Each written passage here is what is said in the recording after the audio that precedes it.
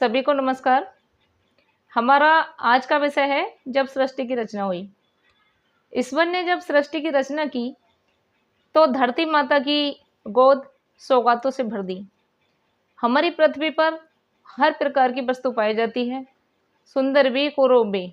धरती पर कितने ही प्राणी, पेड़ पौधे, वनस्पतियाँ, नदियाँ, झरने, पहाड़, पर्वत, दर्रे, बहुत ही प्रकार की चीज़ें पाई जाती हैं। और सबसे ज़्यादा जो बुद्धिमान चीज़ ईश्वर ने बनाई है पृथ्वी पर, वह बनाया है मनुष्य को।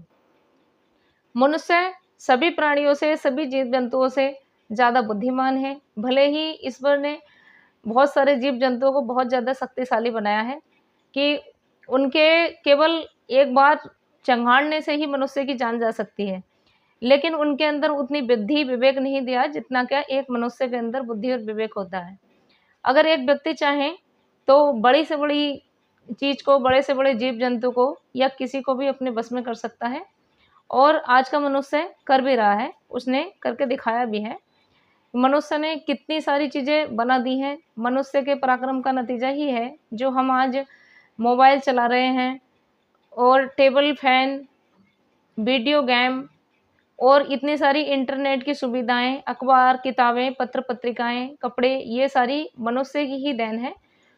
ईश्वर ने जब मनुष्य को बनाया तो उसके अंदर बुद्धि का विकास किया और उसी बुद्धि के दम पर मनुष्य ने प्रगति की और आज ये मुकाम हासिल किया।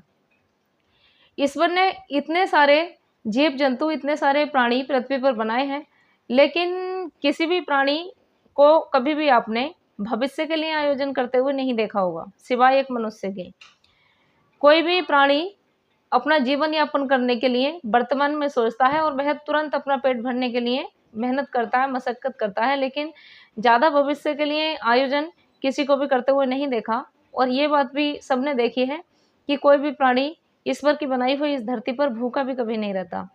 लेकिन मनुष्य एक ऐसा प्राणी है जो अपने भविष्य के लिए बहुत ज़्यादा आयोजन करता है, जबकि इस वाली बात को भी सभी जानते हैं कि जिसका जन्म हुआ है उसकी मृत्यु निश्चित है।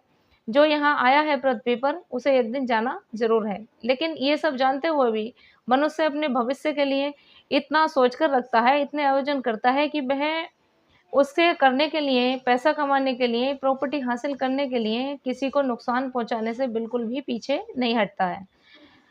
अपने फायदे के लिए मनुष्य किसी को भी नुकसान पहुंचा रहा है। आज का मनुष्य किसी भी हद तक जा रहा है। भाईचारे वाली भावना, अपनात वाली भावना बिल्कुल विलुप्त होती चली जा रही है। ईश्वर ने ये तो शायद कभी नहीं चाहा होगा कि मनुष्य उतना स्वार्थी हो जाए, इतना ज़्यादा एकांत प्रिय हो जाए कि केवल अपने विषय में ही सोचे और बाकी सारी चीज़ों को पीछे छोड़ दे।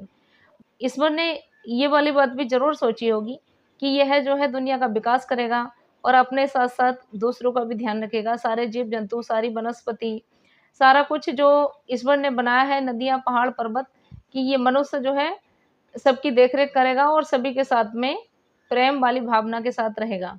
लेकिन मनुष्य ने तो उसका उल्टा ही कर दिया। मनुष्य ने नदियाँ, पेड़, पर्वत, पठार, सारा कुछ पे अपनी जगह बनानी शुरू कर दी। पर्वतों को काट-काट के मतलब होटल बनाने शुरू किए हैं और क्या-क्या रिसोर्ट वगैरह क्या-क्या नहीं बना दिया मनुष्य ने। केवल क्या, मनुष्य की पैसा पाने की चाहत इतनी ज़्यादा बढ़ती चली जा रही है कि वह बिल्कुल भी कुछ भी करने से पीछे नहीं हट रहा है।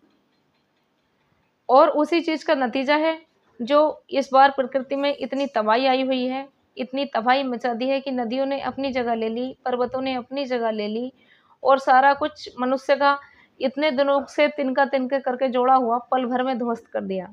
आप सभी देख रहे हैं, उत्तराखंड की तबाही, पंजाब की तबाही, सब देख रहे हैं। तो उसके लिए कहीं न कहीं मनुष्य ही ज़िम्मेदार है। तो कृपया अपने धन कमाने के लालच में, अनाप-शनाप पैसा, रुपया, प्रॉपर्टी कमाने के लालच में अनैतिक कार्य ना करें, प्रकृति का विनाश ना करें, क्योंकि प्रकृति ज़रा-सी देर में सारा कुछ ध्वस्त कर देती है और हमने जो तिनका-तिनका करके इतने दिनों से जोड़ा है, वो सारा कुछ पल भर में समाप्त हो जाता है और हम कुछ नहीं कर पाते, बस आँखों में आँसू लिए हुए इस तबाही के मंज़र को देखते रहते हैं।